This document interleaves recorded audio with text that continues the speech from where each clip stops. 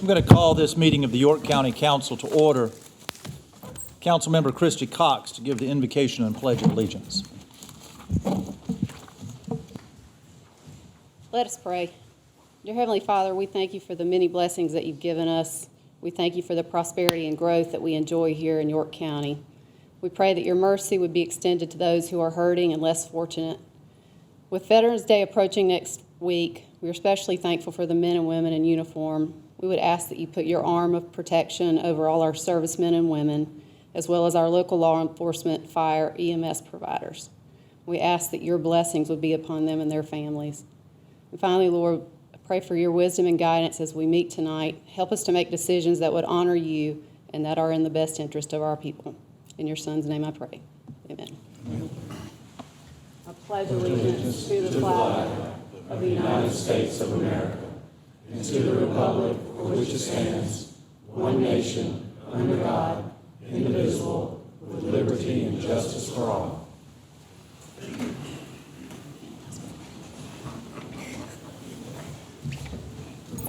Under appearances tonight, we have the York County 101 Citizens Academy graduates. David Husband.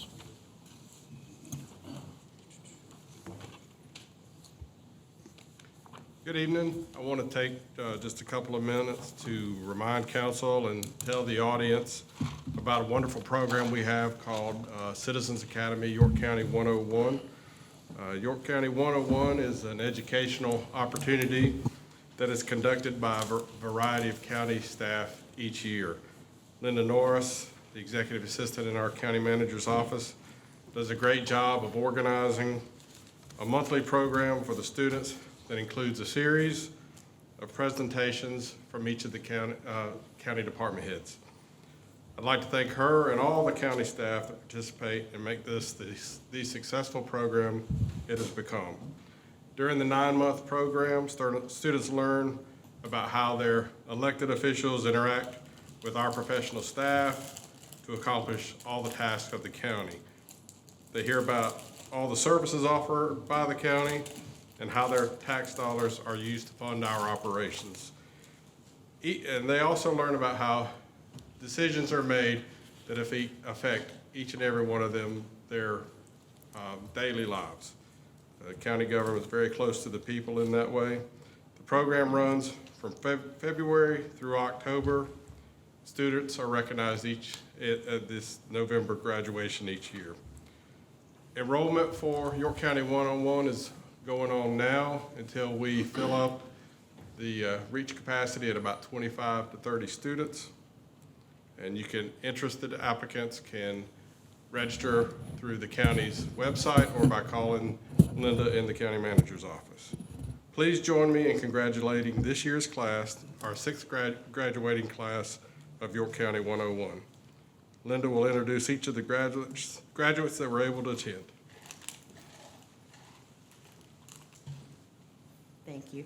Good evening, County Council. If you'll notice on the screens is a list of all the citizens who were able to attend the classes and are graduating. Unfortunately, there's several that were not able to make it tonight, but I do want to recognize by calling the ones that are here. Wendy Bailey.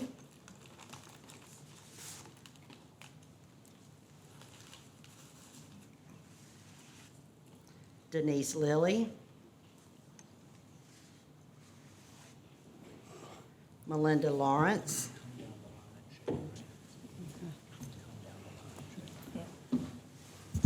Virginia Lawrence. Sabrina Miles. Frank Trotta. John Schaefer. And Susan Whitaker. I want to thank each and every one of them for being a part of York County and learning about our day-to-day operations. Thank you.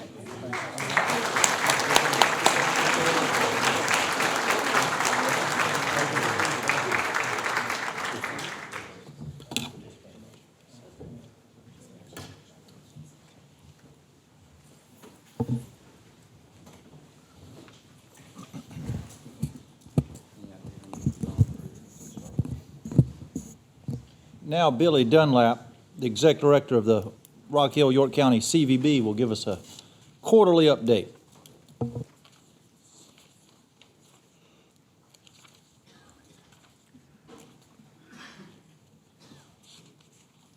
Thank you, Chairman and members of council. I appreciate the opportunity again to be here for my quarterly review.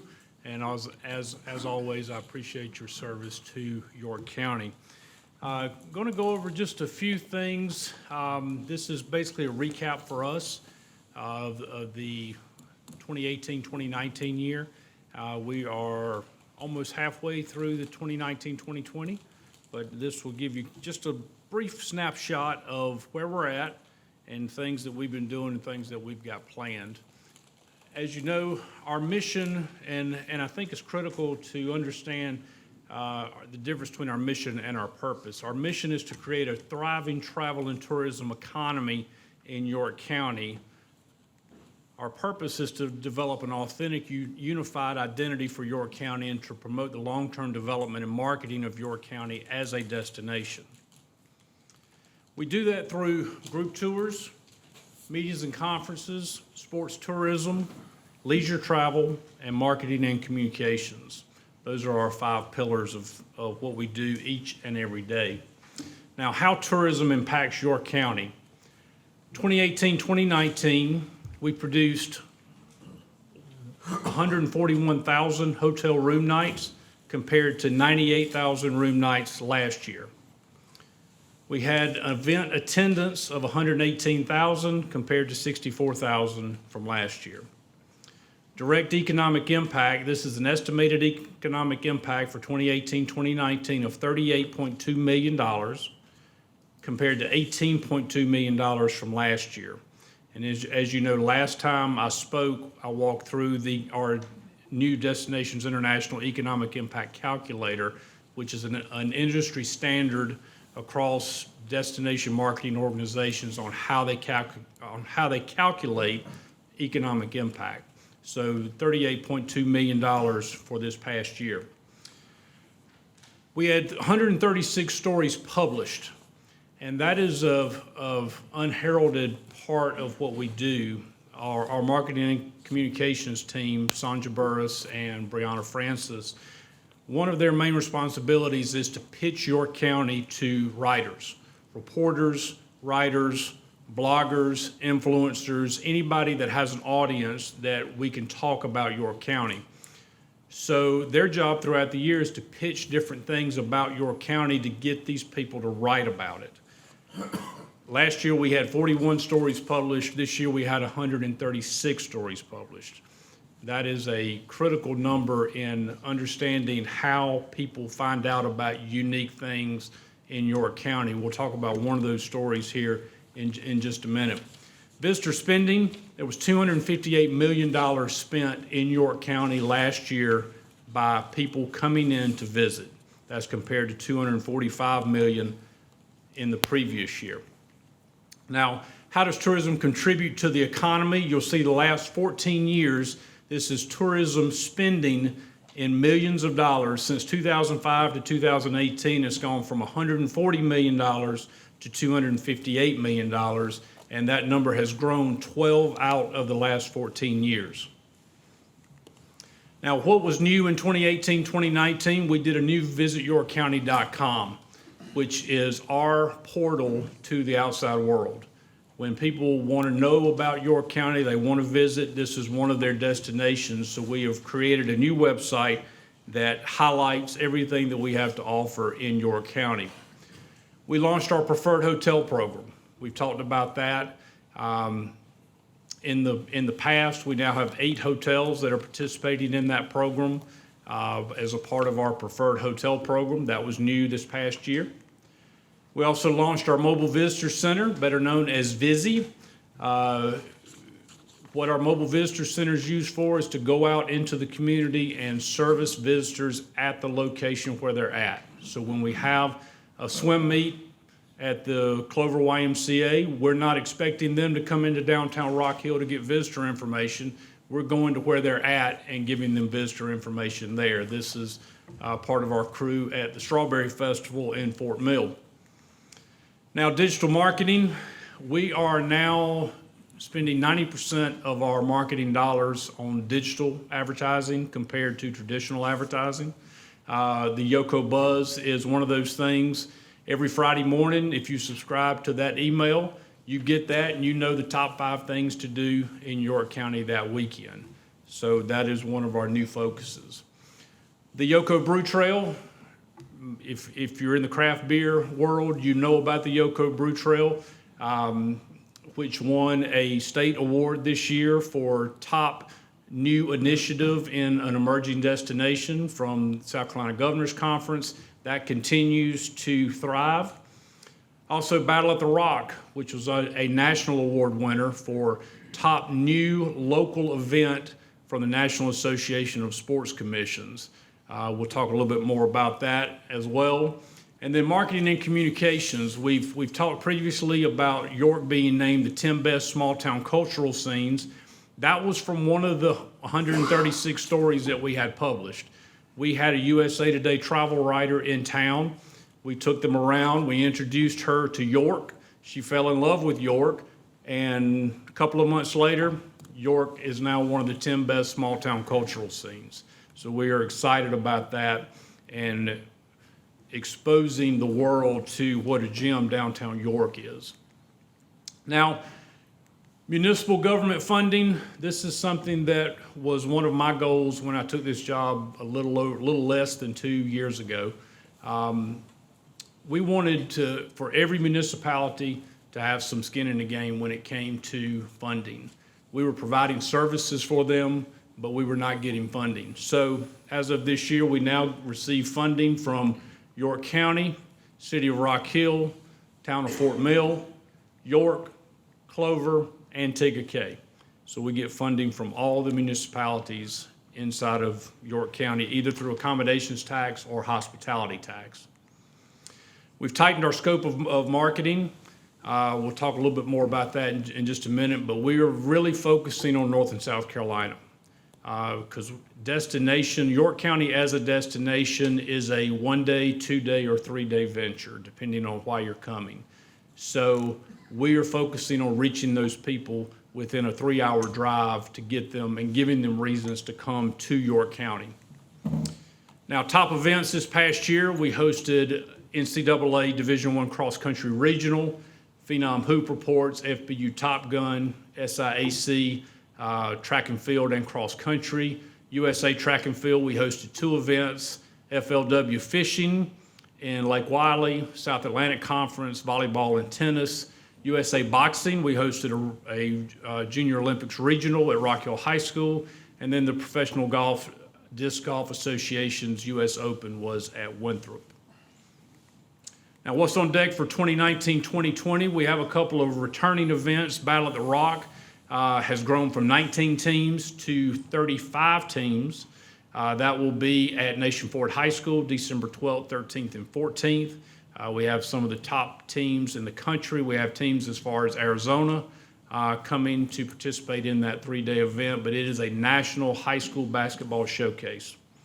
Also, our MLK showcase will be at the new Rock Hill Sports and Event Center.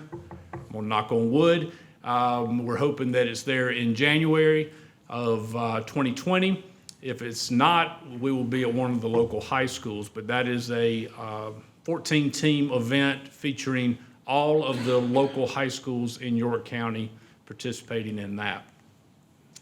The SIAC Championships, we will be hosting the men's and women's basketball for the SIAC as well as volleyball in 2020. That will be a week-long event at the Rock Hill Sports and Events Center. We're also getting ready to launch the Yoko Taste Trail. Very similar to the Yoko Brew Trail, except for we are focusing on restaurants. What we are doing is we have identified, through nominations and voting, we have identified the top 15 dishes in York County, either an appetizer, a dessert, or an entree. And your goal is to take the Visit York County app, download the Yoko Taste Trail, and check in at 12 of the 15 restaurants and sample their part of the taste trail. So we've got our top desserts, our top appetizers, and our top entrees from all corners of the county. We will be announcing that at a press conference in January. So we are very excited about what the Yoko Taste Trail is going to do for our culinary scene in York County. NCAA Basketball Academy is probably the most highest profile basketball event that will be in York County. This is a new initiative from the NCAA. There's 4 basketball academies across the country. We bid on this last year, but we were not ready for it, but we were able to get it this year. Great partnership between the City of Rock Hill and Winthrop University to be able to bring that in. But this is the top 600 basketball players in the Southeast that are rising, freshmen, sophomores, and juniors that will be coming to Rock Hill to participate in this college basketball academy, which is a live period, so every college coach in the country will also be here looking at those players. So this will be a significant event when it comes to basketball in York County.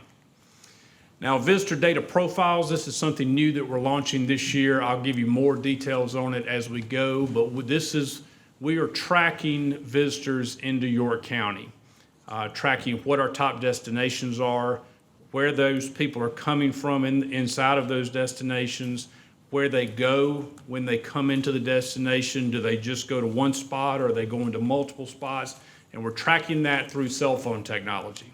So we now know that if we're trying to get people to come to Kingsley, we now know where people that go to Kingsley come from.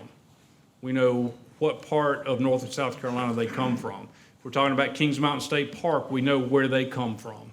If we're talking about downtown York, we know where they come from. So it allows us to pinpoint our marketing to where we're able to reach the people who are actually coming here to visit. Our 2019 destination guide we announced at our annual meeting, which is an original piece of artwork by Martha Manco. You've got that in front of you. This is the second year that we've done the locally produced piece of artwork for our front cover. Excited about that. We announced that at our annual meeting. And then we are in the process, we have just finished our strategic plan for 2020 to 2023. And what the focus of that plan is going to be going forward, and these are things that we'll tackle over the next 3 years. Our strategic plan takeaways is we're going to continue to drive growth in visitor spending. And we're going to focus on times of the year that were soft. So January, November, December, we're not going to push more events into July because we're not real sure we can handle any more events in July. So we're going to focus on other times of the year, but it's going to be focused on driving visitor spending. We're also going to expand upon our existing activities to be a year-round active outdoors destination with new and improved experiences, including more events, more facilities, more trails, and more attractions, focusing on the outdoors part of York County. We're going to work on the new experience and facility development to generate increased leisure and group demand for visitation in all communities of York County. This will be an expansion of lodging, making sure that we've got hotels where we need hotels. This is going to be focused on fine dining. York County is going to need to raise its profile in terms of dining because of the visitors that are going to be coming. And we all know that things are changing over the next 2 or 3 years. We're going to have to be able to step up to the plate. So part of our job is going to be to identify who those restaurateurs are and figure out how we get them into the places that we need to get them. We're going to do the same thing with meeting and event space and retail shopping. Those are areas that we are in need of inside of our communities. We're going to address workforce issues. That is not really an issue here yet, but we are one of the only destinations that it is not an issue. So we're going to work on recruiting hospitality workers. We're going to work on training hospitality workers. We're going to work on housing hospitality workers and transportation. The City of Rock Hill has done a great job with their free bus system on allowing workers to get to work for free. So we're going to have to do that in other areas as well, because this is going to be an issue as we go forward. And then the most critical thing for us is we're going to have to secure stable and sustainable funding. Because when we're growing this destination, but we're facing funding cuts, that's counterproductive. So we've got to work on securing stable and sustainable funding, because it is a direct correlation. The more funding that the destination marketing organization gets, the more economic impact that it produces. And our numbers over the last 5 years tell us that. So these are our strategic plan takeaways that we'll be working on over the next 3 years. Be glad to answer any questions. I appreciate the opportunity. I'll say thank you for not starting the restaurant trail just yet, because I haven't finished my brew trail yet, so You gives can me do time to both. finish You can that do up. both so. at the same time. Thank you very much. Thank you. Under public forum, I've had quite a few people sign up. I do want to remind anyone, if you are here to speak regarding the amendment to the Lake Wiley and the change on rezonings, this is not when you want to speak. You want to speak during the public hearing, because then you can speak as long as you would like. If you speak now, we're going to cut you off at the 2-minute mark. This is public forum, and you have 2 minutes. Ronnie Taylor. Thank you, Ronnie Taylor, 1411 Lincoln Road, York, South Carolina. First thing I want to do, last week we had the Vietnam Veterans Walk come in, and we escorted it from the York County Veterans Memorial Park in York all the way to Rock Hill. 45-minute escort. And I got to say thanks to the York City Police Department, the York County Sheriff's Department, and Rock Hill Police Department. We have 55 motorcycles and 10 vehicles, and we had no incidents. It's one of the best rides I've had, and I've had a lot as far as being protected by the police. Now I want to invite you to the York County Veterans Day Parade. It's not the city of York, it's not Clover, it's York County's Veterans Day Parade. Y'all are welcome to be in it. If you want to ride, like I tell you every year, you got to bring your own vehicle. We're not going to supply you a vehicle. But this year we got the first African-American lady that ever graduated from the Naval Academy. She lives in Fort Mill, but she's written a book. She's got some groups down there she started for disabled children. She's a pretty nice lady, and she's a devout Christian. She's going to be our guest speaker. And the York ROTC's promised us that they're going to have something special for us also. Line up at 9:30 at Whiteside's parking lot at the corner of Congress and Madison Street. And we're coming up Congress Street and take a left and going to end up at the York County Veterans Memorial Park. Y'all need to come and look at this thing too, because it's got a lot of improvements. Thank you. Thank you. Dwayne Pinson. Gonna hold? I understand. Dorothy Johnson, will you wait as well? Okay, come on down.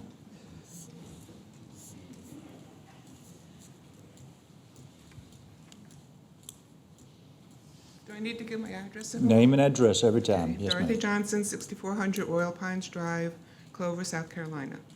Okay, I'm addressing the explosive uncontrolled growth.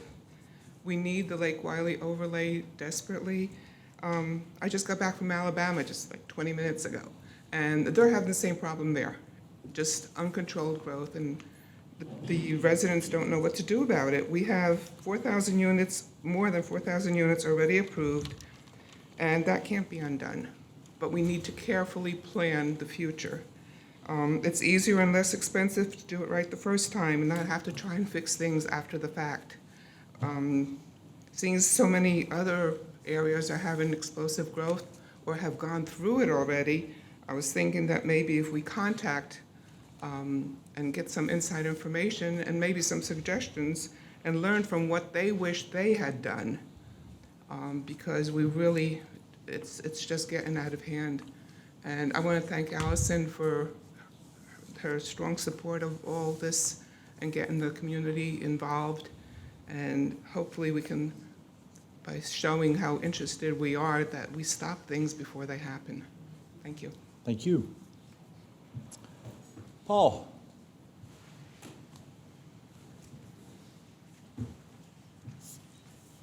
I always like moving up the ladder quicker. Paul Andercrow, 140 Front Porch Drive, Rock Hill, South Carolina. I'm here to talk about the Panthers moving into Rock Hill. I want to make one point fact that the city of Rock Hill is broke. They're $300 million in debt. And this, basically, I've asked the city to answer a bunch of questions about the Panthers, and their lips are sealed. The city will give up the farm to get anything the Panthers want, like they've done in Knowledge Park. But the farm is the taxpayers of York County and the city of Rock Hill and the school district. They're going to be paying the bills. And the city will just sit there and go, look what we did, and we're all paying for it. One other important thing is, that I know they're asking for discounts, the Panthers, and they're going to ask for the moon or the farm. And they don't deserve what Boeing got down in Charleston, the tire factories. They created thousands of jobs. What are the Panthers going to bring? 48 full-time workers, plus, they'll be hiring more people. So they're not, eventually with the hotels and everything else, they could be a boom. David Temper, remember this, he's worth $11 billion. He could throw a little bit of his own money into that, but the reason why he has $11 billion, he wants York County to throw in the most of the money. So that's the reasoning. Since I only got 14 seconds, I just want to let you know that the taxpayers are going to be watching this like we did with the TIF program. We're going to look at you every time this comes up and be here at these meetings. We want the Panthers here, but we don't want to give away the farm. Thank you very much. Thank you, Paul. Larry Morgan. All right. I think it says Jerry Mode. Okay, that's fine. That is fine. John Hreha. Hreha, last name. All right, all right. Dirk Lindenbeck.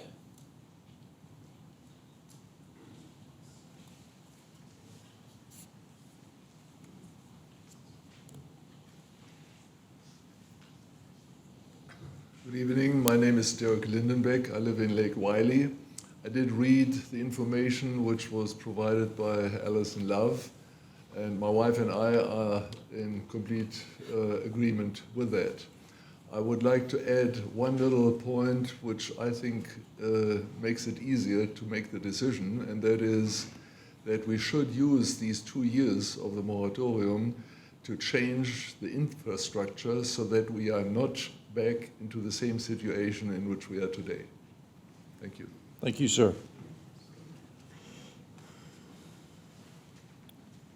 Dennis Walraven.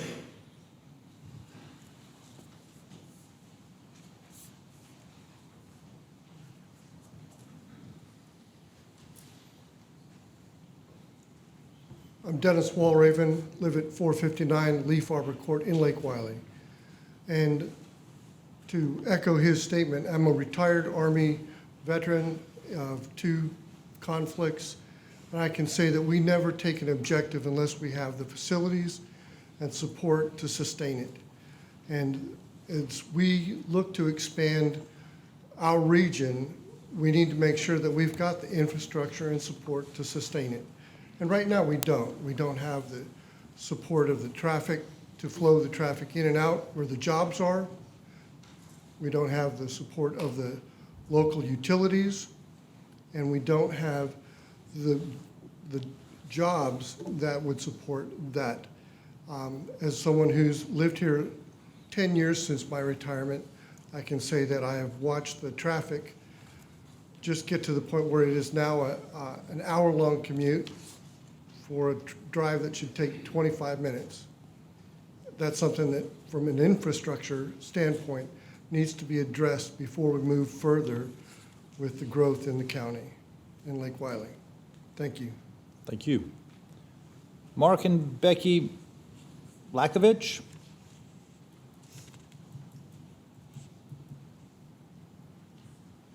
All right. Under consent agenda, is there any item anyone would like to remove from consent agenda? Yes, sir. I'd like to remove the, I don't exactly have the right number, the origami.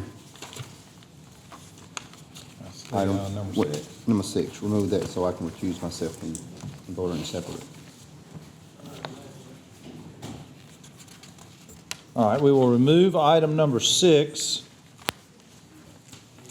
Give me 1 second.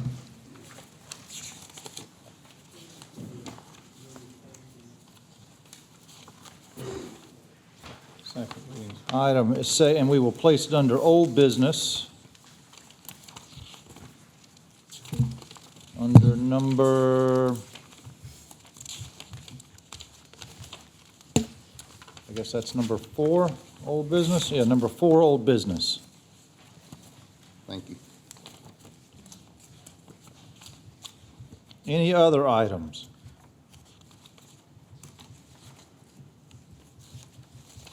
Do we have a motion? Move to approve as amended.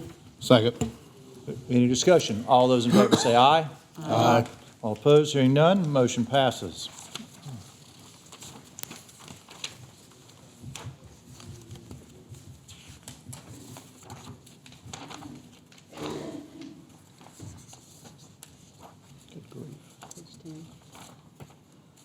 Public hearing. Council to hold a public hearing and consider first reading of an ordinance to amend the York County Code of Ordinances to expand the geographic boundaries of the Lake Wylie zoning overlay district, to add new section 155.347, temporary prohibition of new development, temporarily prohibiting the acceptance or consideration of applications for rezoning within the district, to temporarily prohibit apartment, condominium, and townhome dwellings within the district, to set a minimum lot size for residential uses within the district, to provide exemptions for these new prohibitions and requirements, to end the application of Section 155.347 on March 31, 2021, to provide for a public hearing and to provide for other matters related thereto. Is there anyone here who would like to speak against? Is there anyone in favor? Tom, you put your hand up first.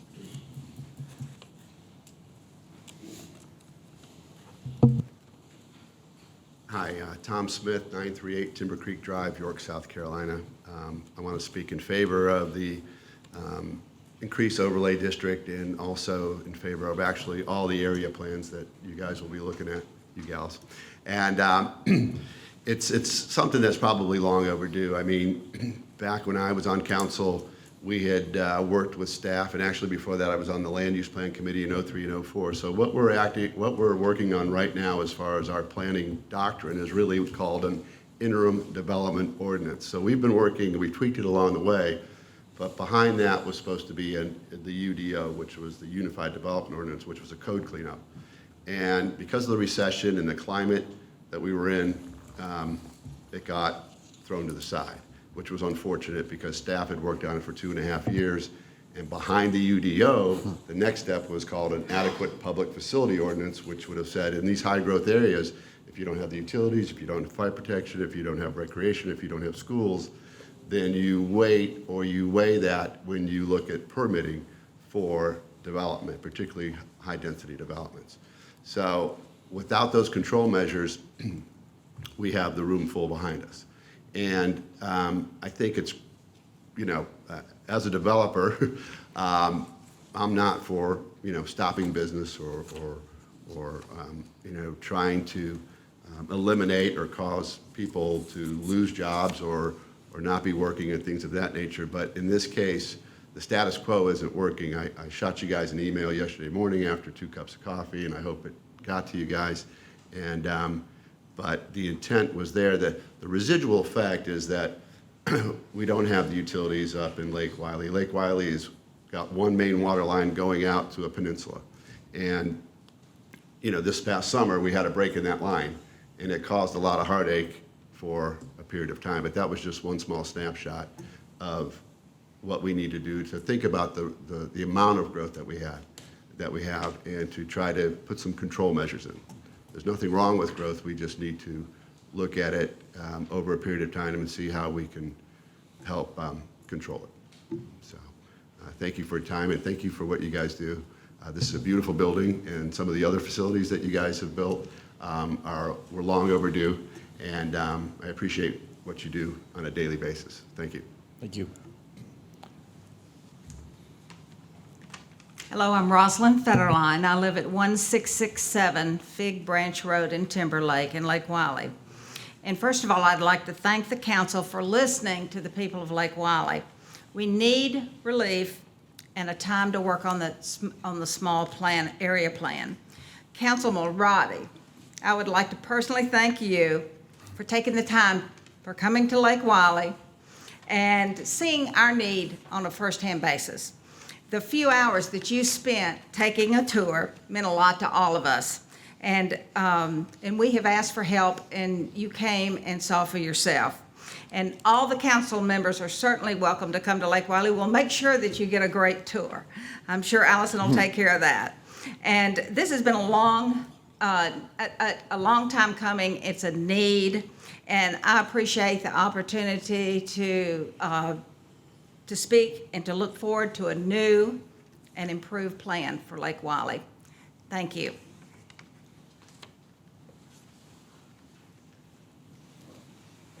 My name is Bill Hildebrand. My wife and I live at 2155 Sandlapper Drive, which is approximately 1.5 miles further down Concord Road past the nuke plant, past the infamous bridge. I point that out as we use 274 Highway, or Hands Mill Highway, every day to go to and from Lake Wylie or south to York.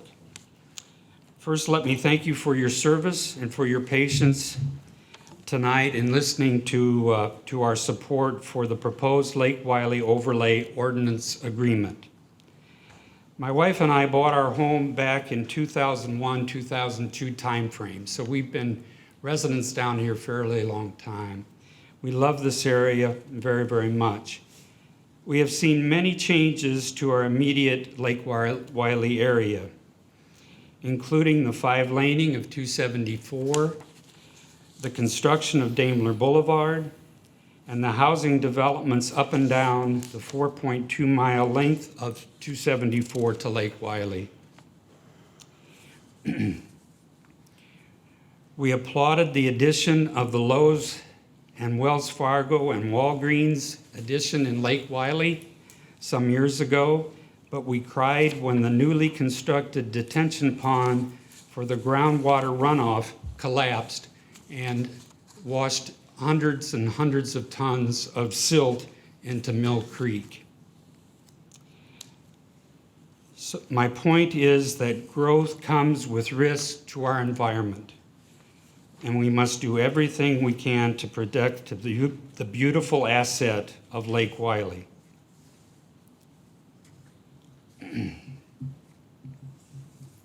We also applauded when Tryon 49 was finally paved and finished all the way from Buster Boyd Bridge into Charlotte. We were both, however, extremely disappointed when the Garden Expressway up in Gaston County from the Stowe Botanical Garden to the Charlotte Airport at 485 when it was dropped.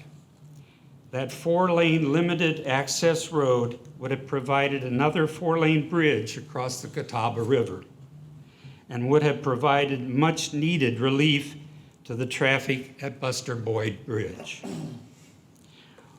While we are retired, we still have need to drive into Charlotte repeatedly. Thank heavens it's not on a daily basis. I serve on my Charlotte Church's Building and Grounds Committee, and so am forced to join the commuting hordes across the Buster Boyd Bridge quite often. In fact, when returning from Charlotte, I take the Shopton Road west rather than Route 160 from I-485 south to avoid an additional 1 mile of stopped traffic on Tryon or 49 at the Steel Creek area.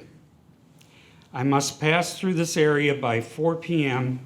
to avoid stop traffic on Buster Boyd Bridge, which occurs daily at, 5 to 6:30 in the evening. It becomes a parking lot. 3:30 is early, so I better leave earlier. Thank you. The next issue is when I return home, the next issue is the left-hand turn on 274 South, Hans Mill Highway. Sometimes if I get there too late, I go through 2 or 3 light changes before I can make that left. It backs up, it backs up for a mile at that intersection. Okay, I've talked about the roads and bridge infrastructure. How about electrical power? Just this afternoon on my trip home from Charlotte, the 4-lane road on 274 was cut down to 2 lanes because they were, again, putting up electrical poles, new electrical poles and wiring on 274. This has been going on all this past summer. So again, the infrastructure is lacking. And who would forget the construction of the new water main across Buster Boyd Bridge on the right side as you go into Charlotte? Again, this resulted in 2 to 3 light changes before clearing the River Hills traffic light at the top of the hill. Now, moving on to schools. I understand that the Clover School District has asked for impact fees to be added to future developments to help pay for new school constructions, which will be required to meet the additional enrollments. Boy, do we need this. Schools are fantastic. Our schools are good.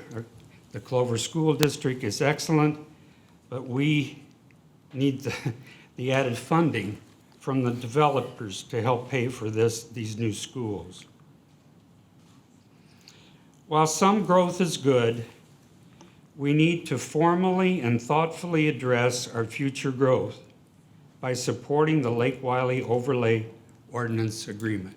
Thank you.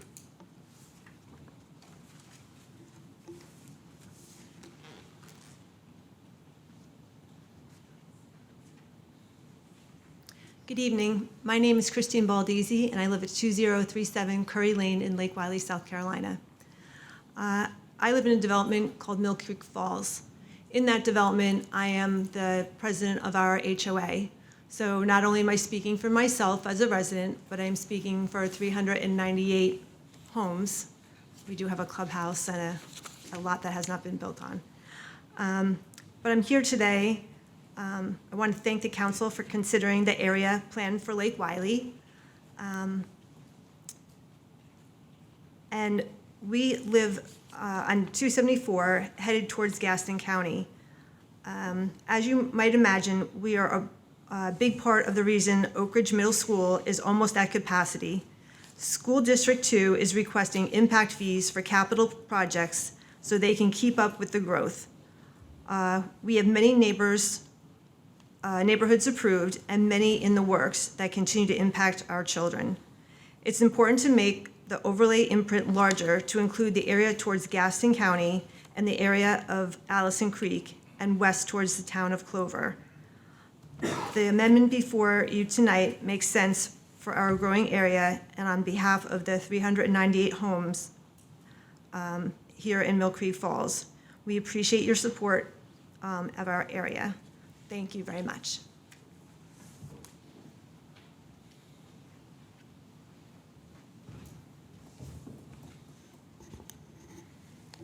Good evening, Frank Trotta, 4971 Mill Creek Road in Lake Wylie.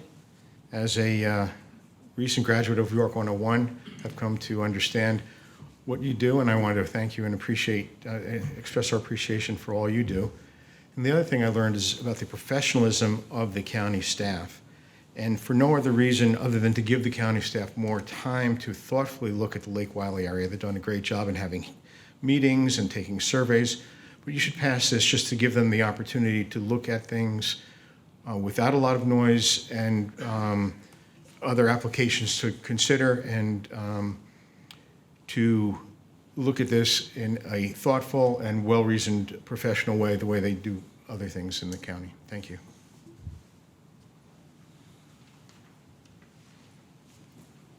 I'm Jim Heckle. I'm retired, previous president and CEO of York County Natural Gas Authority. Worked there for 20 years, 25 years, and I've been involved in a lot of the development and things like that. I live at 5592 Craig Myrtle Road, which is York, South Carolina, but it's right behind the nuclear plant on Lake Wiley.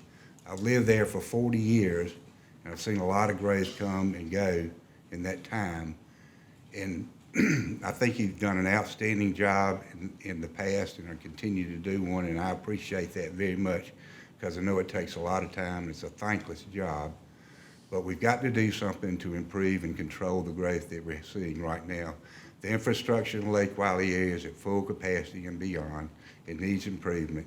The overlay district ordinance that I've read and think would help meet these needs in the future. It may not be solutions to some of them, but at least we can study it and come up with a way that might be. I'd like to see that passed and move forward so that we can do that. Thank you again for all you do. Appreciate it.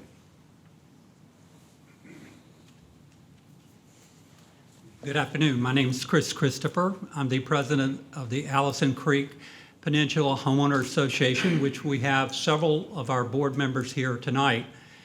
This is a very important amendment that you are considering for passage. And I want to let you know that we believe that your support here will be both fair, reasonable, and responsible. We greatly support you and all that you do, and we're hoping that you will support this amendment. Thank you.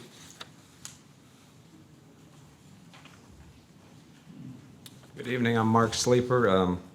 Mr. Chairman, council members, county staff, I want to very much appreciate or thank you for your service. I know what time and effort it takes, and certainly appreciate the opportunity to talk about the proposed overlay ordinance for Lake Wiley. For the past 29 years, I've lived on Concord Road on the peninsula adjoining 348 acres that Duke is actively pursuing a land sale and development. We've been fighting numerous irresponsible developments over those 15 years, and many of you have listened to our concerns in the past. There's a current development company pursuing approval as we speak, and this overlay ordinance can directly impact its outcome for the benefit of all of our residents. We need to extend the overlay, the Lake Wiley overlay, to include the Concord Road and Allison Creek road areas as proposed. The small area plan is essential to slow rampant growth that the Lake Wiley area has experienced in the past 10 years because I believe, and as you've already heard and are well aware, infrastructure improvements and environmental protections are too often taking a back seat to economic growth. You have an opportunity tonight with this amendment to reverse that trend. I fully support and thank the council for its controversial yet forward-thinking effort to impose a substantial impact fee for Fort Mill, and hope you'll consider the same for Clover. I was very encouraged by the past Lake Wiley overlay many years ago with the sign and tree protection ordinance. But I want to point out that though that this ordinance is being violated pretty much with each new development, as far as I see, mostly commercial, by clear-cutting lots right now and then asking for forgiveness. So one point I want to emphasize tonight is that with any ordinance, it's only as good as the enforcement. Much stiffer penalties are needed to be assessed as a deterrent to others. As some of you know, I was one of the founding fathers and past chair of the Catawba Riverkeeper Foundation, and it's been a constant battle to protect the lake. One of the tools available was and is the buffer ordinance. Too often that buffer was impacted by our very own variance board. So my point is to encourage the council and planning departments to be very cautious and frugal about issuing any variances because they set future precedents.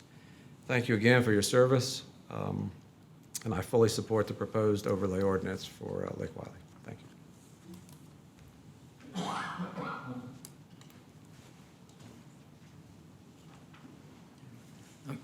Billy Hagner. I live at 1901 Voyager Road in York.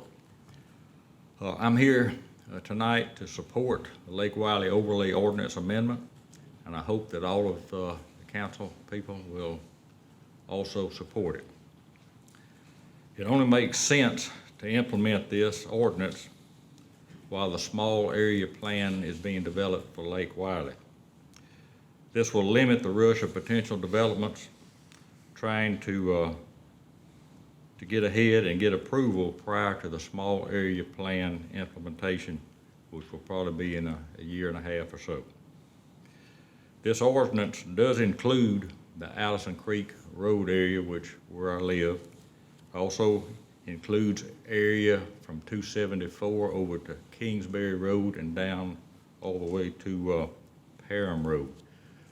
On the lower part, this is where a lot of the growth will be going. It also, in the southern part, is where the Dalmer property is, which is a huge potential development. It's also where the proposed next Clover High School will be. And my understanding, that could take place within the next 5 years or so, as far as a high school. So it's very important that we include, it be included in this area. I did attend the Planning Commission meeting on October the 14th, and that's when they reviewed this ordinance and talked about it. I was interested in see what kind of comments they had. And the comments were all very positive. Everybody, just listening to him, seemed to be in favor of it, and when the vote came, they actually did, it was unanimous that every one of them voted for it. I would like to thank the planning department for all the work and time they put into developing this and what they'll be doing going forward. And I'd also like to thank the county council in advance for y'all moving this forward. Thank you. Is there anyone?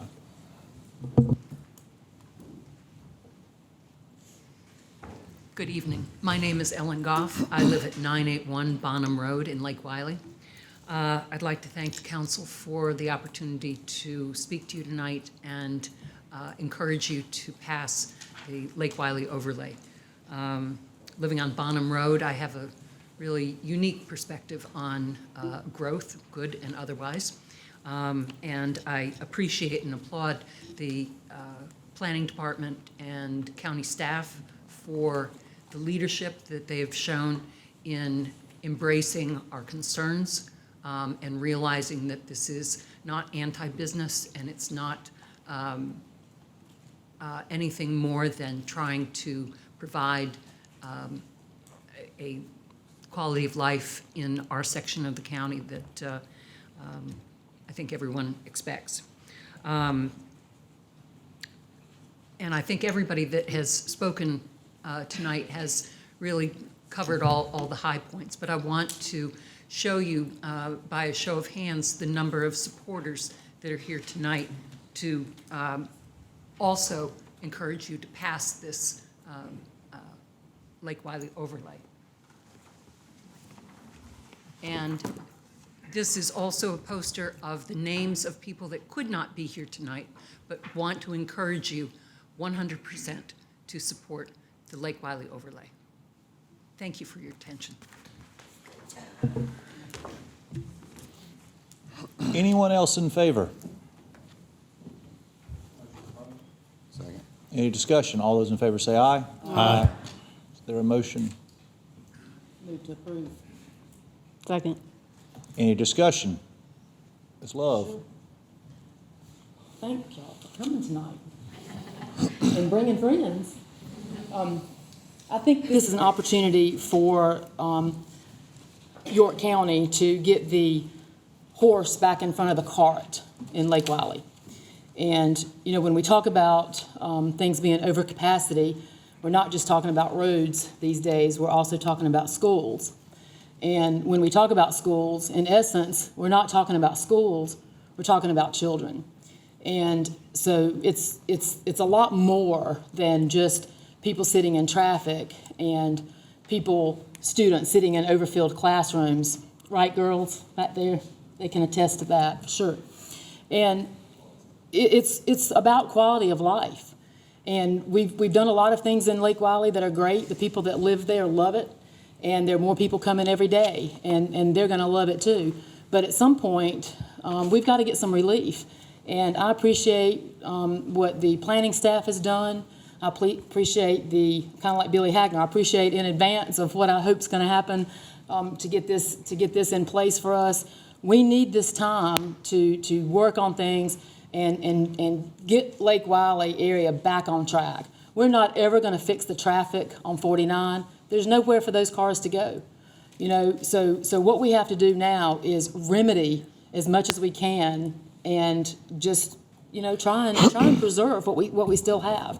The town of Clover is currently considering a moratorium. That passed at their last meeting. And I'm really thankful for that, because once we close the door in Lake Wiley for a short time, a lot of development and growth is going to move toward Clover. And I, you know what, I represent Clover too, and I care about Clover.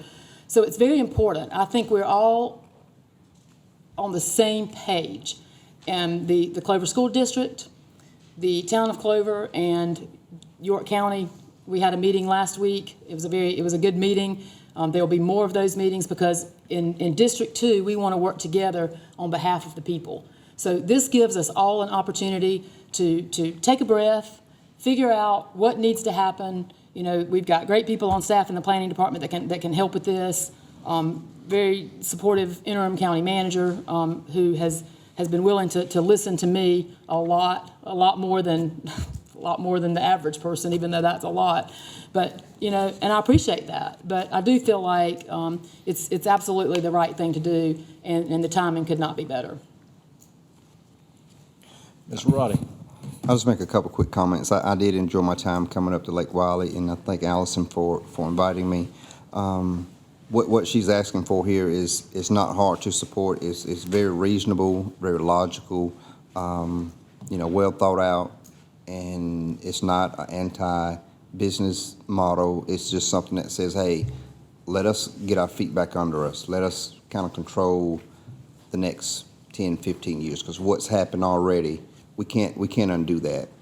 Just like I mentioned to her when I came on my visit, you know, what can we do about traffic? You know, traffic, these people have to go to work, they have to go home, they have to go grocery shopping, kids have to go to school. But this is not to address that.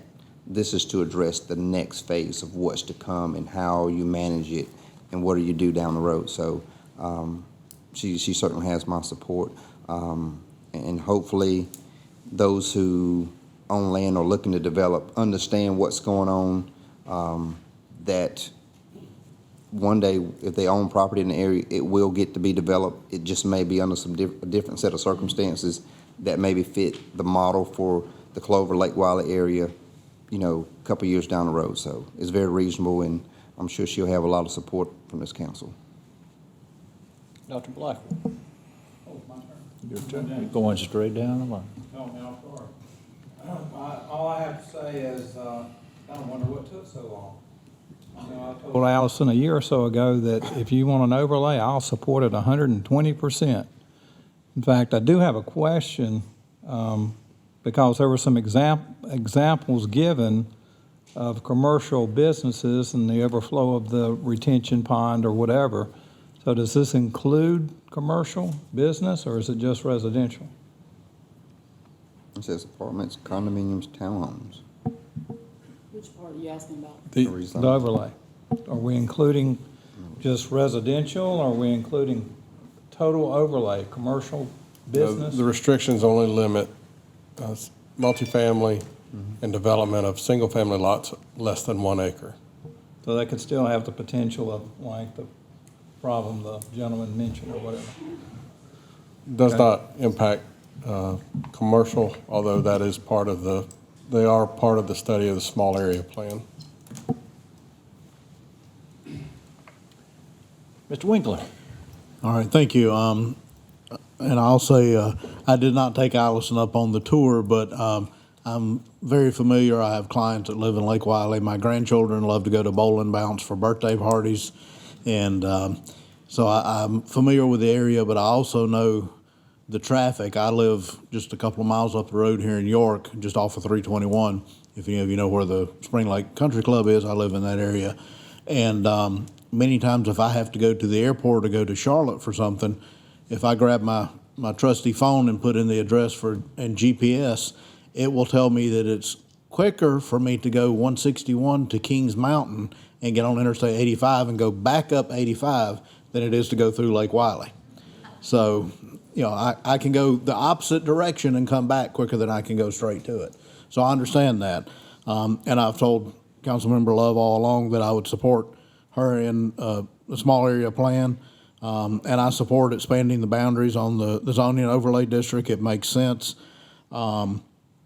Just a couple of comments I have. One, I hope that we get your small area plan in before the March 2021 deadline, because I've stated and request other council members up here support in doing a small area plan for my area after yours are done, because if we don't have it in my area before long, it's going to come down 49 and run over us here, just like it did y'all. So, so I hope that if we get that small area plan in place sooner, then this ending of this temporary, whatever it is, would end with that once we have the new small area plan in place, and not just it stay in place until then. You know, again, I'd like to think we could get it in hopefully less than 2.5 years almost to get that plan in place. And the other thing I have is I have some questions. I don't know if we're going to workshop this thing, because it's, you know, I know we workshop things to death sometimes, but if not, maybe some lunch meetings with the county manager for me. But as far as I completely 100% support the temporary prohibition of apartments, condominiums, townhomes. My only question is, if we do not allow any rezoning in that area, and again, speaking of businesses, if there is a business that may not add any traffic or impact to the schools, but that could help in the community somehow with something as far as bringing a wanted business to the area, would we not be allowed to rezone for that, even if we stop all rezoning? So that's a question I would have with that. I'm going to support it on first reading.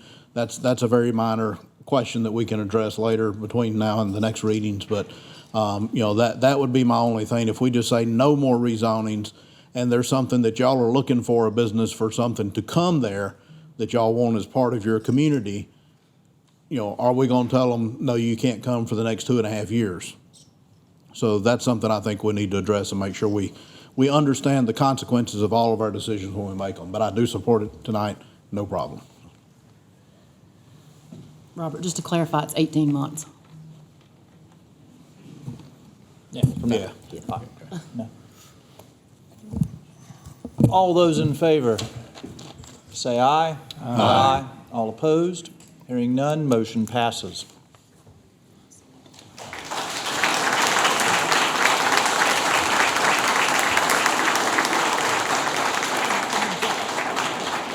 Council to hold a public hearing, consider amending and approve third reading of an ordinance authorizing the execution and delivery of a fee in lieu of tax agreement and incentive agreement by and between York County, South Carolina, Dirt Environmental Solutions, Inc., and SP Rock Hill Legacy East No. 1, LLC, with respect to certain economic development property in the county whereby such property will be subject to certain payments in lieu of taxes, including the provision of certain special source credits and other matters related thereto.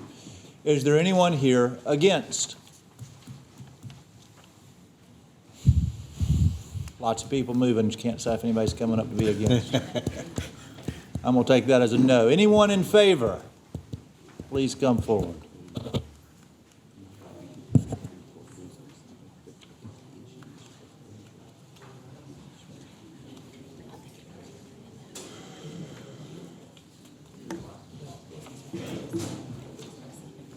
You can give them a second if you'd like.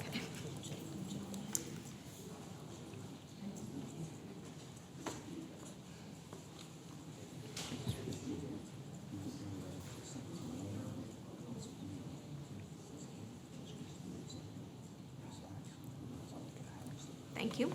My name is Brandy Harris. I'm with the law firm Womble Bond Dickinson. I'm in our Charleston, South Carolina office. And our firm represents Dirt Environmental Solutions, which is one half of the Project Tom Sawyer project.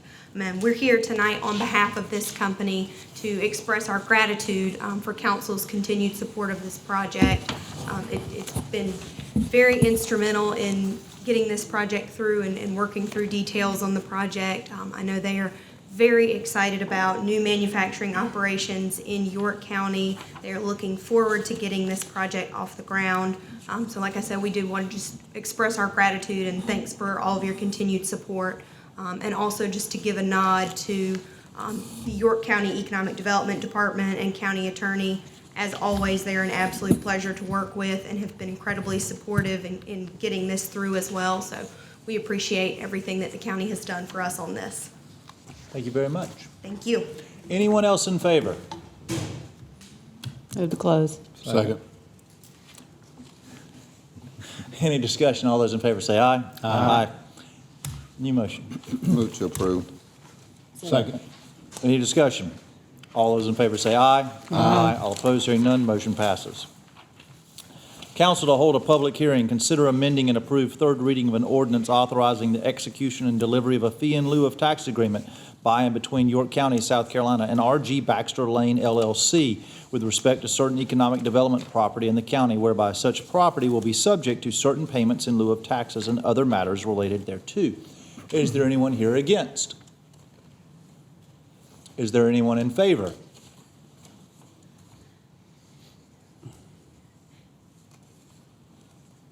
They must have a good business in Charleston. Brandy Harris with the law firm Womble Bond Dickinson out of the Charleston, South Carolina office. Our firm also represents R.G. Baxter Lane, so that'll be items 3, 4, and 5 for the projects A1, A2, and A3. And again, same thing, we just want to express our gratitude. R.G. Baxter Lane is an affiliate of the Rockefeller Group's developer, and they are an absolute pleasure to work for. We are super excited about what they have planned in York County with these new industrial projects. And again, just want to thank council for their support of this project and getting it through. Thank County Economic Development and County Attorney for their support as well. Thank you. Thank you. Anyone else in favor? Move to close. Second. Any discussion? All those in favor say aye. Aye. All opposed, hearing none, motion passes. Move approve third reading. Second. Any discussion? All those in favor say aye. Aye. All opposed, hearing none, motion passes. Council to hold a public hearing, consider amending and approve third reading of an ordinance authorizing the execution and delivery of a fee in lieu of tax agreement by and between York County, South Carolina, and R.G. Baxter Lane LLC with Project A2 with respect to certain economic development property in the county whereby such property will be subject to certain payments in lieu of taxes and other matters related thereto. Is there anyone here against? Is there anyone in favor? We realize you're continuous. Is there a motion? Move to close. Second. Any discussion? All those in favor say aye. Aye. All opposed, hearing none. Move to approve. Second. Any discussion? All those in favor say aye. Aye. All opposed, motion passes. Council to hold a public hearing, consider amending and approve third reading of an ordinance authorizing the execution and delivery of a fee in lieu of tax agreement by and between York County, South Carolina, and R.G. Baxter Lane LLC, Project A3, with respect to certain economic development property in the county whereby such property will be subject to certain payments in lieu of taxes and other matters related thereto. Is there anyone here who wants to speak against? Is there anyone in favor? Move to close. Second. Any discussion? All those in favor say aye. Aye. All opposed, hearing none, motion passes. Move to approve third reading. Second.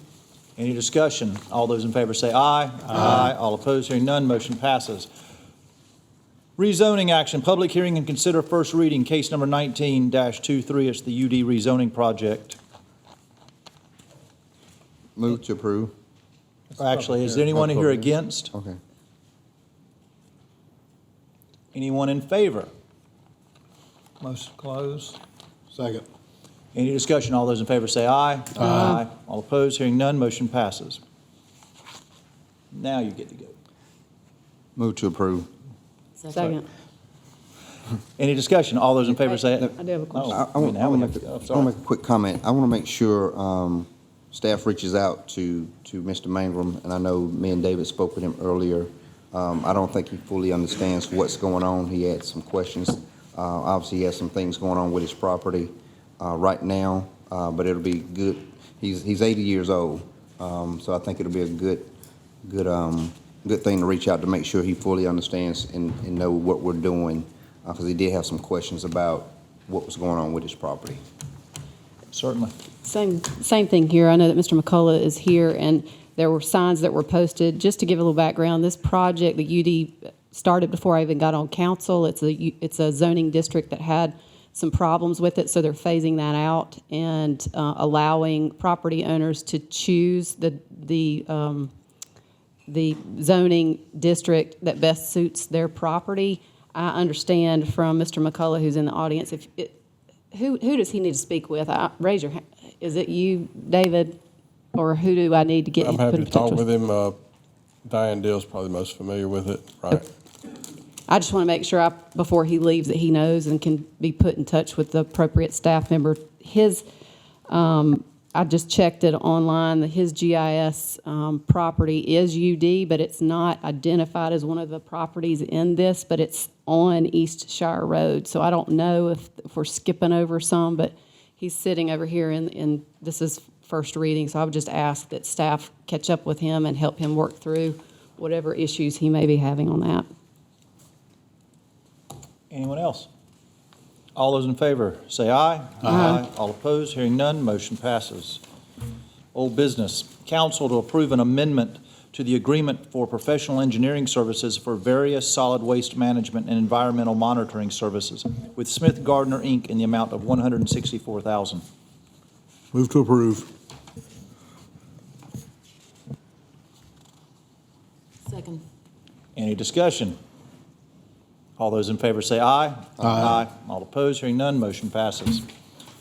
Council to approve second reading of an ordinance authorizing the execution and delivery of a fee in lieu of tax and incentive agreement by and between York County, South Carolina, and a company known to the county at this time as Project NMF with respect to certain economic development property in the county, whereby such property will be subject to certain payments in lieu of ad valorem taxes and other matters related thereto. Second. Any discussion? Yes. Yes, ma'am. So on the past two, I thought this was third reading on this. I guess it was public hearing. Anyway, so I just want to express a concern about some of the fee and lieu's. Not necessarily this one specifically, but this one is a good example. So the state originally had a $10 million investment level, and they removed that to help some counties such as Bamberg or some counties like that are struggling to get more economic development. And I feel like we are a very high demand area. We don't have to do a whole lot to encourage people to come here. So I just want to express my concerns about us approving fees in lieu that are just a really low number, because I feel like there are a lot of small businesses. I'm a small business owner myself. And there are a lot of small businesses here, all of the small businesses here, quite frankly, that really struggle. And we pay the highest taxes, and it hurts. It is definitely a factor.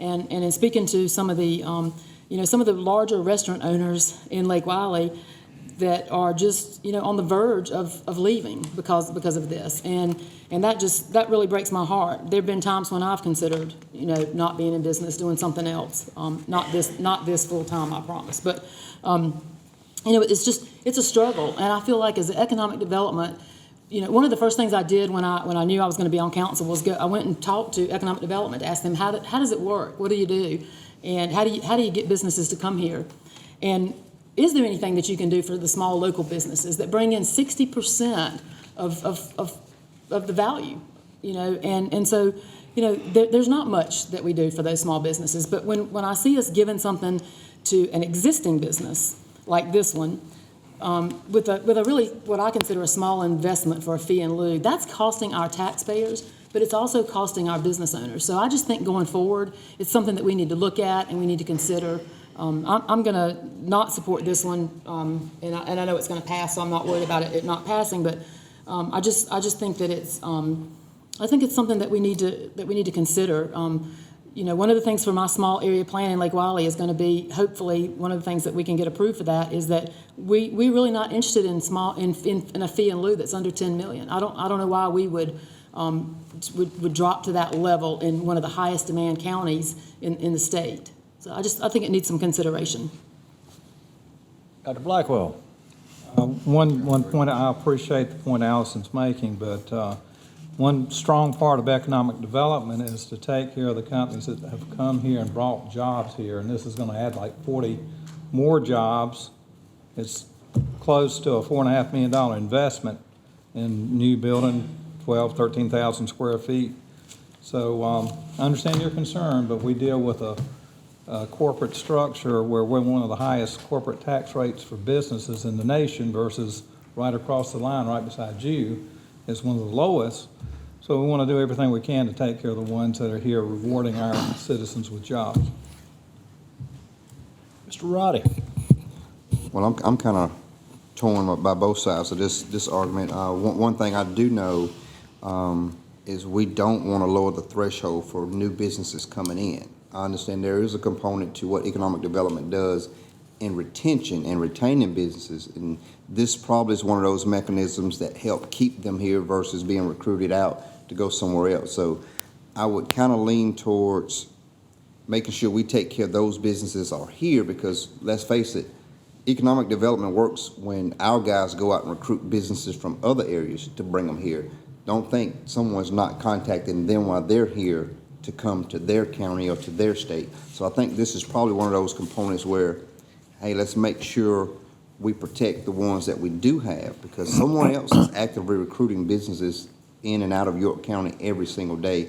And if we don't kind of dangle that carrot a little bit for the ones that's here, we're subject to lose them to other areas who are trying to get to the point that we're at. So it's kind of I don't want to say a catch-22, but we do have to take care what we have here, because someone else is probably calling in York County every single day to offer them some kind of package to leave, just as well as our guys are doing the same. Mr. Winkler. First of all, I'll say, we have a saying in my business as a financial advisor, my best clients are somebody else's best prospects. And it's kind of the same thing with this. Our best employers are another county's best prospects for who they can still to get to come to their county.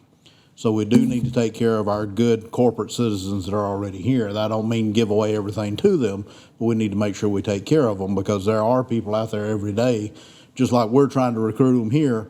There's people trying to recruit them from here to other counties that are offering some big incentives, because not every county is as blessed as we are, as Councilmember Love said.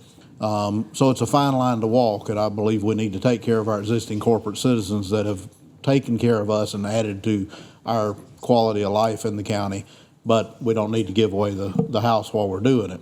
And I know council members understand this, but I want to make sure people watching know as well.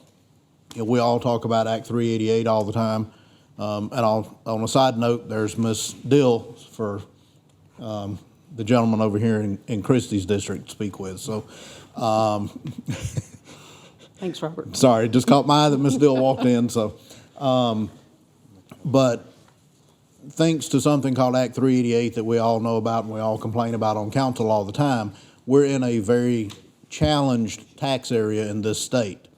And these corporate employers and manufacturers pay a property tax rate of 10.5% in this state.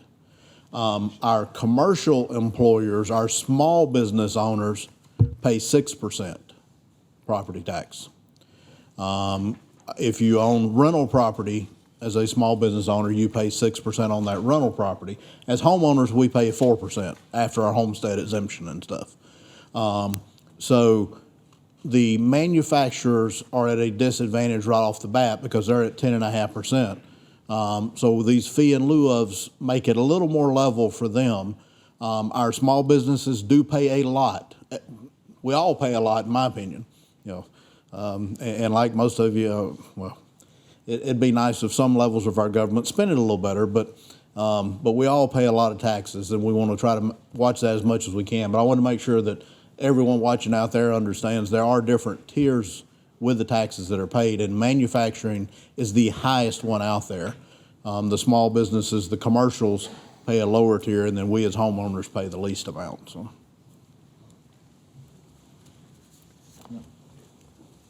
All those in favor say aye. Aye. All opposed? All opposed? Motion passes.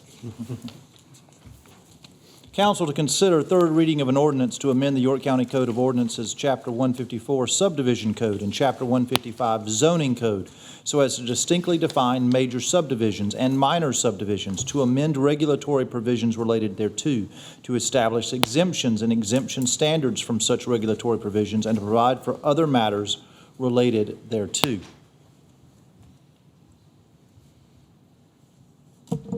Move to approve with one change, and that would be to propose that we make the number from 5 to 7.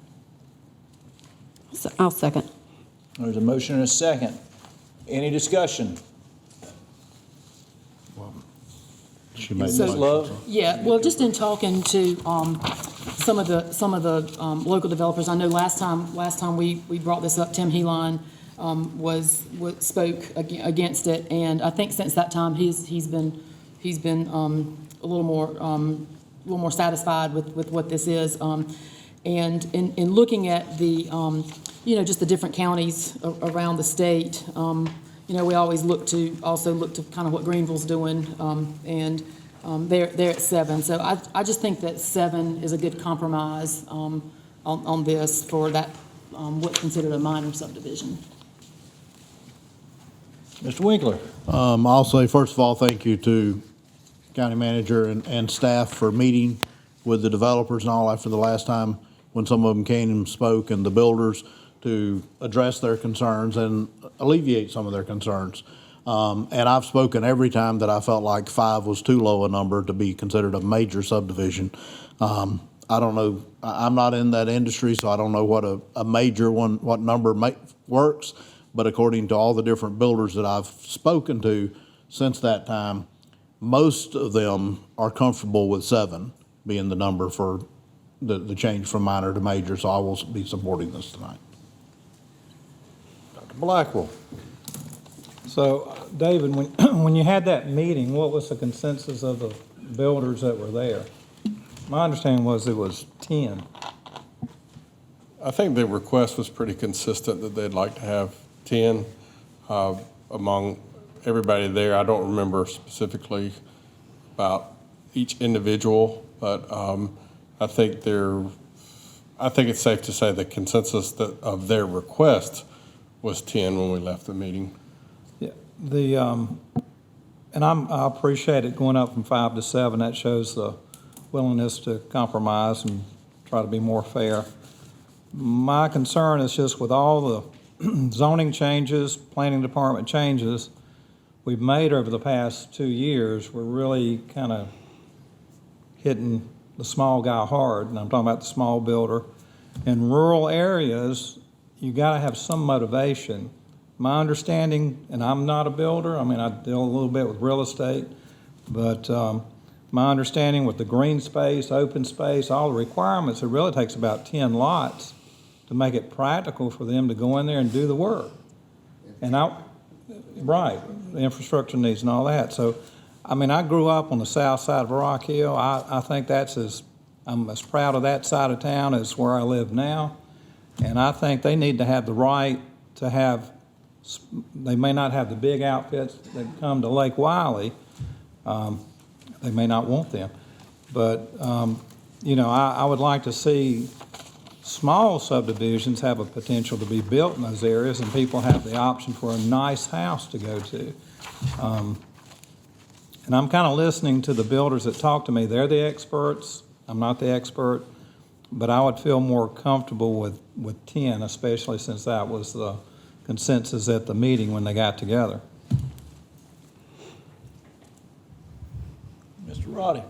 Now, when we were going through trying to massage just to see where this thing would land and what we would do, that we not hear from them while we were doing the workshop, why is this coming up so late while we're going through it now?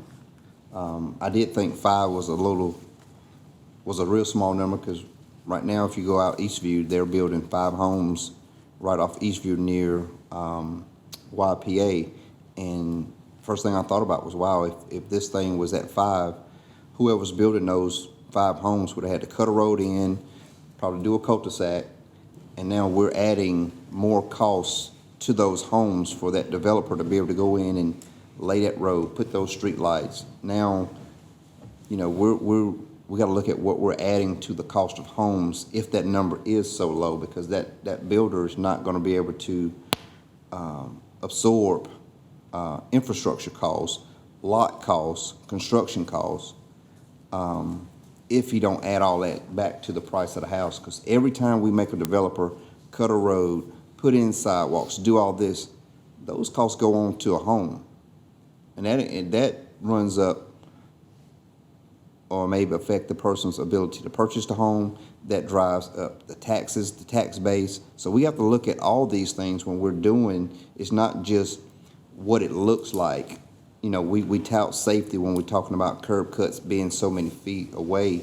But there's with those 5 on the surface, there's 100 other things behind the scenes that we probably don't even think about. But that builder's having to say, well, now I have to add this, I have to add this, I have to add this.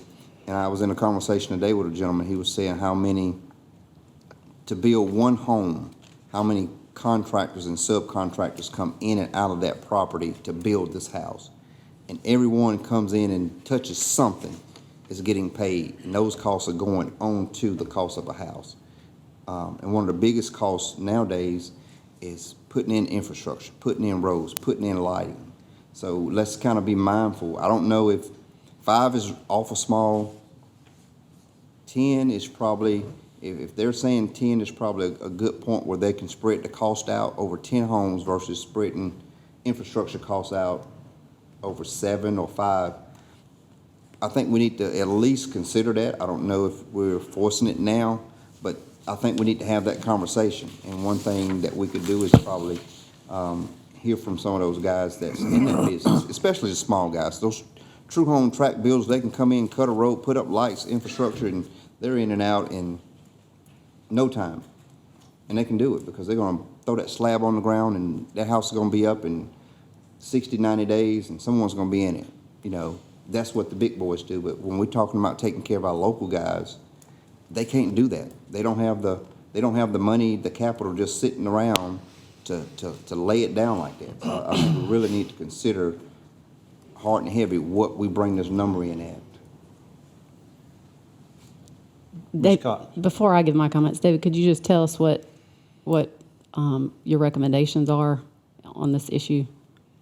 Yeah, first I'd like to just clarify one thing or a couple of things.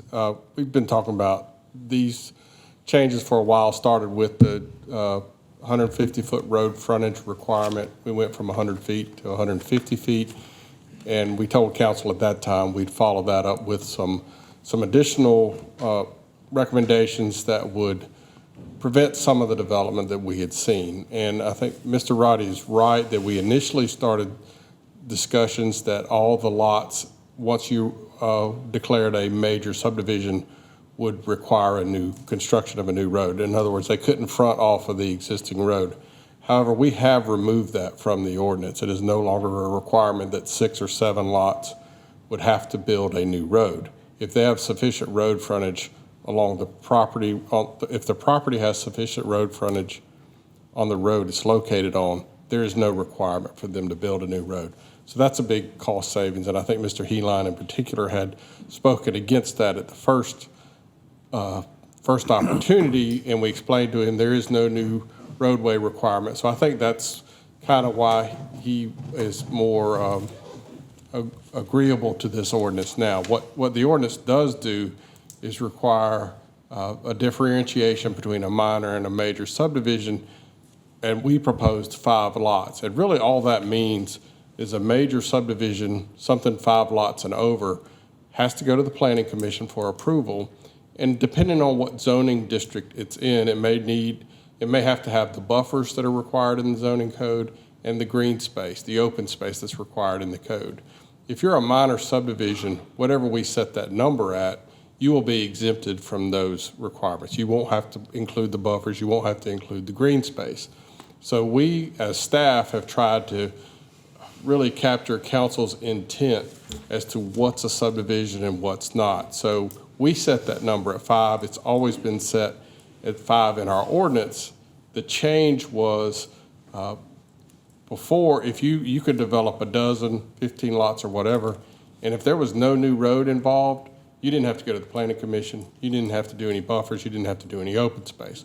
What we're trying to do now is reset that number down to 5, so that if you're doing 5 lots, you do have to include those elements. What the developers had requested was that we move that number to 10. And frankly, whether it's 5, 7, 10 is not the big issue. I think the big issue is that we have these requirements in place, whatever we set the number at. So I think we did meet with the developers. We kind of explained why we set it at 5. It's been 5 in our ordinance previously. And we think that's a good number, but does it really impede what we're trying to do if we make that 7? I don't think it does.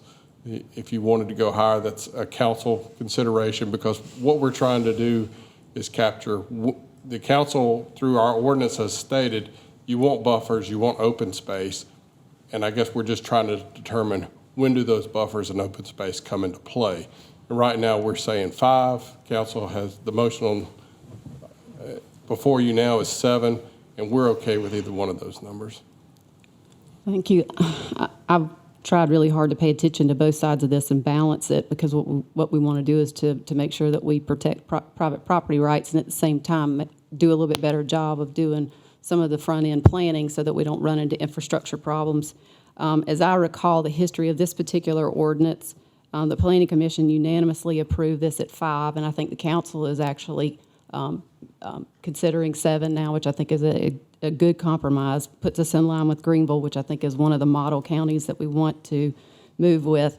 I also remember at the public hearing, there was only one member of the development community who came out and spoke, and that was Tim Heline, and I've talked with him regularly. I think he sent an email out to all the council members today and said that after the opportunity that he had last week to meet with all of the folks, that he agrees that 7 is a good compromise. And he also did mention, I think, to Councilman Roddy's point, I do think that it would be a good idea to create a body that meets regularly, that includes some of the developers that come out and who show that they come out and are willing to consider both sides of the issue, for there simply to be a standing meeting so that they know what issues are coming along the pike, and we don't have to worry about any potential issue. But I do support the 7. I think it's a good compromise, and certainly I would hope that staff would let us know if we're running into some problems. I mean, we can always change that if it ends up being an issue.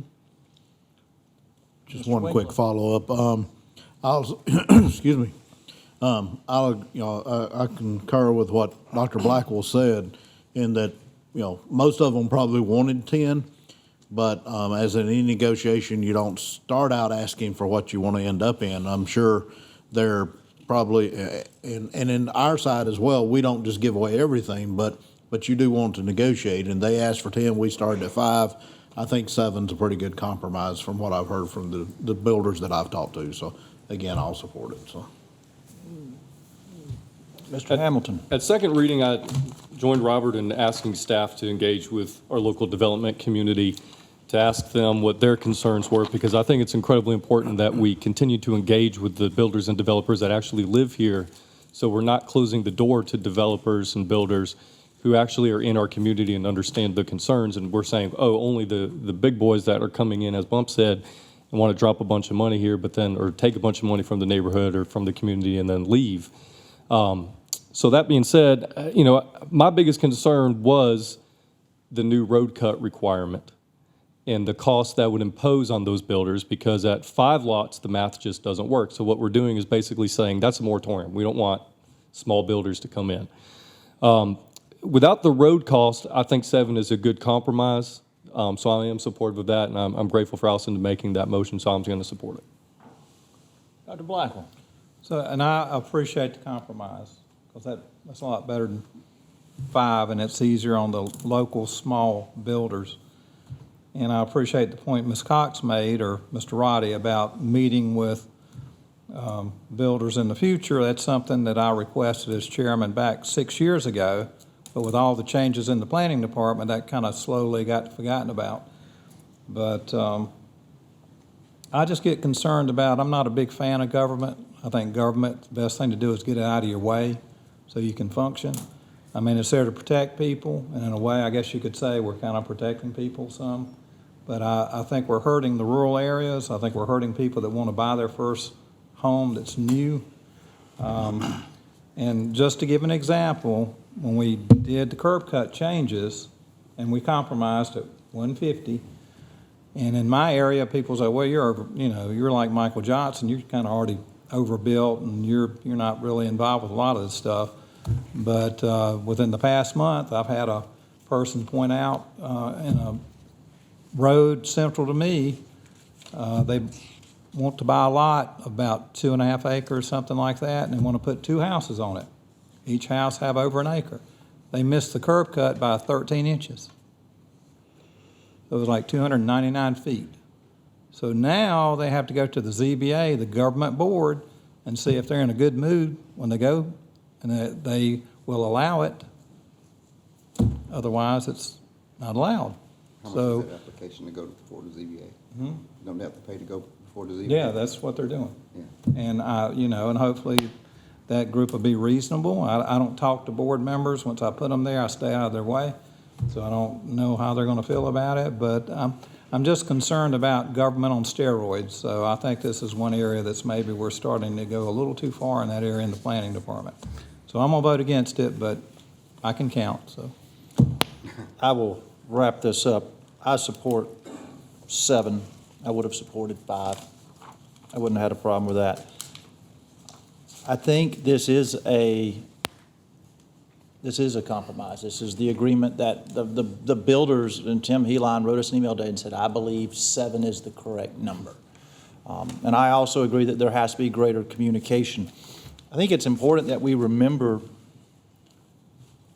local builders drive our economy, and we need to try to embrace our local builders and work more closely with our local builders. I think what we have seen in Fort Mill, Tegakay, Lake Wiley, parts of Rock Hill are large national builders who come in, clear-cut hundreds of acres, take the money, and never come back.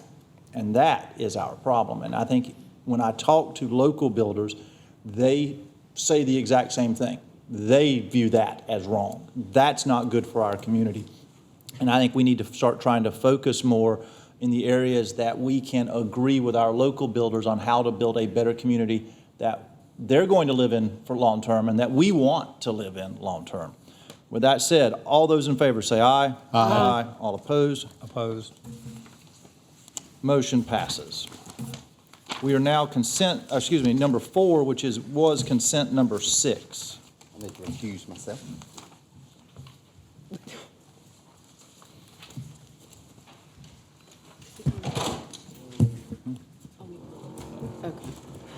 Council to approve second reading of an ordinance authorizing the execution and delivery of a fee in lieu of tax agreement by and between York County, South Carolina, and a company or companies known to the county at this time as Project Origami, with respect to certain economic development property in the county, whereby such property will be subject to certain payments in lieu of taxes and other matters related thereto. Move to approve. Second. Any discussion? All those in favor say aye. Aye. All opposed? Hearing none, motion passes.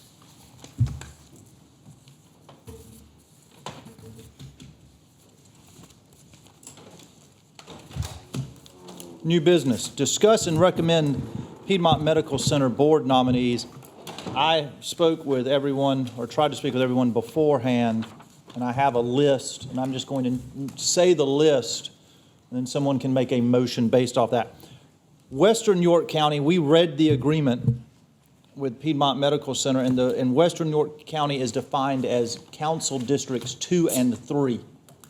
The nominees, or proposed nominees for Western York County would be Doug Meyer Kuno, Jack Leff, and Wes Spurrier.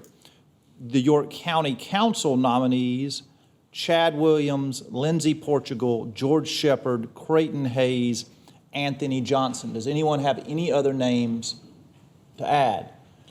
Before you, and just so everyone understands, we submit names to Piedmont Medical Center. They actually pick the one person from each group that would serve. Do we have a motion? Well, I guess we need to make a motion before I discuss anything. Yeah. So, all right. Then I'll make the motion to approve as presented. Second. Any discussion, Mr. Winkler? First of all, I'll say thank you to Councilmember Love for getting 3 names, because I put on Facebook and talked to everyone I could about some names out of my district, and no one seemed to be interested in serving on it. So thank goodness we did get 3 from the western side of the county by your district that were willing. I had one in particular that I thought would be good and would like to have appointed, but I could not get a hold of them, and they didn't return calls, and everyone else I asked was not interested. So at least we have 3 from the western side, so thank you. Any other discussion? All those in favor say aye. Aye. All opposed, hearing none, motion passes. Council to ratify a change order regarding bid number 2585 with Johnson Controls, Inc. of Charlotte, North Carolina, in the amount of $15,600 for additional costs associated with the Rock Hill Library HVAC replacement project for a total project cost of $611,653. Move to approve. Second. Any discussion? All those in favor say aye. Aye. All opposed, hearing none, motion passes. Committee reports. Economic Development Committee, Chairman Robert Winkler. Thank you. Economic Development Committee met on Tuesday, October 29th at 11 a.m. Member Hamilton and myself were there. We had about a 30-minute presentation from the City of Rock Hill on a request to amend their existing fee in lieu of agreement for the downtown and Knowledge Park, both fee in lieu of agreements.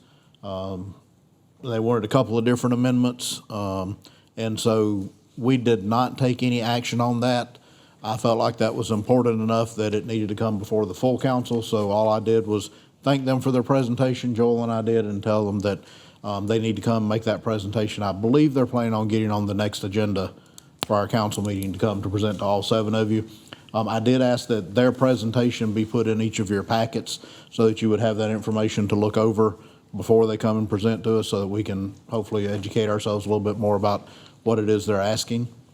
We went into executive session, and then upon coming out of that, we had 2 action items. One was to recommend approval to full council for a name change on an existing fee in lieu of from 2002 for Ross Dress for Less. They are separating their businesses, and they're asking for this to recognize Ross Distribution instead of Ross Dress for Less on that fee in lieu of this existing. It's just name changes, and we usually do those without any issue. The other one was a request for, I believe it was a 2012 fee in lieu of agreement. They requested an extension. That was a 20-year agreement, which was all that was allowed at the time under the state statutes of that time period. They are normally now 30 years. That's changed. So they asked for a 10-year extension. We recommended that it come out of committee and come to the full council with a recommendation to extend, but to step up the tax millage to current millage and then give the extension. So, and I believe that was the only 2 action items that we took. So that was it. And all of that will come before full council. So, Thank you, sir. Any council member new non-agenda comments, Mr. Roddick? Okay. As we were going through earlier, some of our fee and lieu's, one thing I noticed how much of each fee and lieu we give to product development fund. Out of every single fee and lieu that we do, we shift so much of that money over to product development. I have a question that we look at. if there's an existing business coming back to do an additional fee in lieu, should we be giving money from the product development for that part versus any new business coming to town? Because there's really no recruitment. I don't want to say there's no effort or no hard work that goes into it, but here's a business that's already here coming up saying, hey, we're finna invest more in the community. We need a little tax break to do it, to provide more jobs. Unlike other businesses that are looking to come here, that may take a little more work, and I think some of those funds should be set aside. But if there's an existing business here looking to expand, I'd like to know why are we, or should we be putting money from that fee in lieu off to the side for product development? Because, you know, they're already here, and we want to make sure we support economic development, but more money that we shift that way, there's less money that goes for us to use in various other activities. So I like to have that conversation, have that answer as to should we do it, and if we're doing it, why are we doing it? Not necessarily saying it's wrong either way, but that just popped in my mind tonight when I look on each fee in lieu, how much money is going annually from an existing business fee in lieu, as well as the new recruitment of business that's coming here, of setting aside those product development funds. Any other comments, Mr. Winkler? Yes, I know this is not for discussion, so I won't get into that, but I think that's probably something good for us to discuss at a future council meeting or something. But I did want to just remind, Mr. Taylor spoke earlier about the Veterans Parade on Saturday. It's this Saturday, the 9th, and he texted me to say he didn't remember if he told times and everything. So the parade actually starts at 10 a.m. And usually takes about half an hour to get around to the Veterans Park around 10:30, and then it's timed so that it all pretty much ends on 11/11/11 to correspond with the first Veterans Day. So usually you're out the door well before lunch and then time to go, or out the door in your car away from the park in time to go grab a bite to eat. So it's great to have everyone come out. We'd love to see you. And for any of you that are able-bodied and willing to help after the thing is over, there are tents and chairs that all need to be broken down and loaded up, and we'd always appreciate help with that. So thank you. Anyone else? Any citizen concerns? Do we have a motion for executive session? Yes, and I believe it's a short one tonight. I haven't had anything passed over to me from the county attorney this evening. Motion to go into executive session for receipt of legal advice on opioid litigation and receipt of legal advice on the railroad tax appeals. Second. Any discussion? All those in favor say aye. Aye. All opposed? We are in executive session. We're going to go in immediately. Council has exited executive session and there are no issues. Do I have a motion to adjourn? So moved. We are adjourned.